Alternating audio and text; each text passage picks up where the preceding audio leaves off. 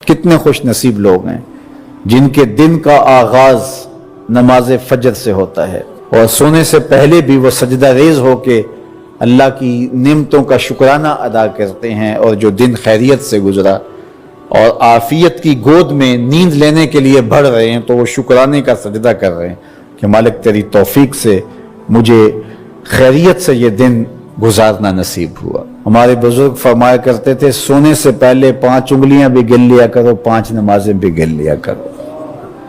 اگر 5 نمازیں پوری ہیں تو اللہ کا شکر ادا کیا کرو کہ تمہیں توفیق اس نے عطا کی۔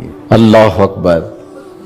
حضور علیہ السلام نے کچھ لوگوں کو دیکھا معراج کی شب کہ ان کے سر پتھروں سے کوٹے جا رہے ہیں، کچلے جانے کے بعد پھر دوبارہ سر صحیح کر دیے جاتے ہیں، پھر پتھروں سے ان کے سر کوٹے جاتے ہیں، ریزہ ریزہ ہو جاتے ہیں، پھر دوبارہ ان کے سر صحیح کر دیے جاتے ہیں۔ جبریل امین نے کہا حضور یہ آپ کی امت کے وہ لوگ ہیں جو نماز میں کاہلی کیا کرتے تھے، نماز میں سستی کیا کرتے تھے، نمازوں پر بوجھ تھا کہ یہ وقت ہو گیا ہے اب پڑھنی پڑے گی، دیر کرتے رہتے، پہلے پڑھنا نہیں چاہتے تھے، اگر پڑھنی پڑ بھی جاتی تو پھر نماز کی وجہ سے ان کے سر بوجھل رہتے تھے۔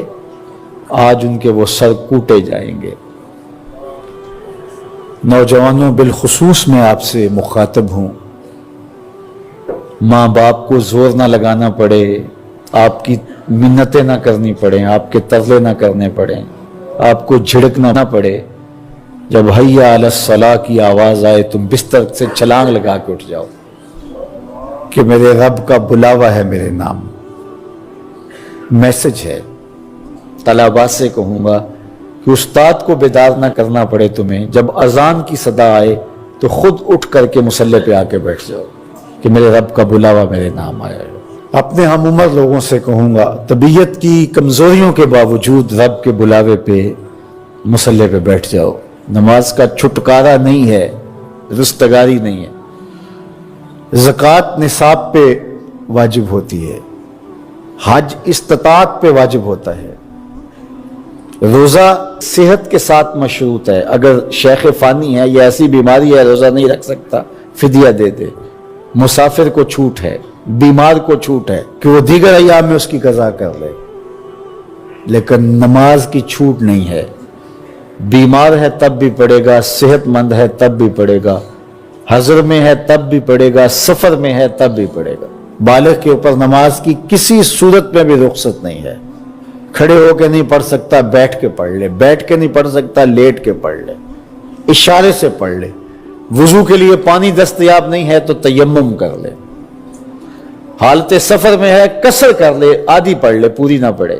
دشمن کے مقابلے میں ہے صلاۃ الخوف کی صورت میں پڑھ لے۔ یہ نماز کا مسئلہ ہے، اتنی اہم نماز ہے۔ تو جن کے سر بوجھل رہے نماز سے، سردیوں میں ہوتا ہے اوپر نیچے نمازیں آ رہی ہوتی ہیں، ابھی عصر پڑھ کے گھر پہنچے تو پھر مغرب کی آ گئی، مغرب گھر کے پہنچے تو پھر عشاء کی آ گئی، تو کئی لوگ کہتے ہیں اے تو مولویاں نے آت چکی ایک، ابھی تو پڑھ کے آئے ہیں۔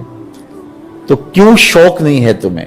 ایک نماز کے بعد وہیں بیٹھ کے دوسری نماز کے انتظار میں مسجد میں قیام کرنے والا اللہ اکبر فرشتے ناز برداریاں کرتے ہیں۔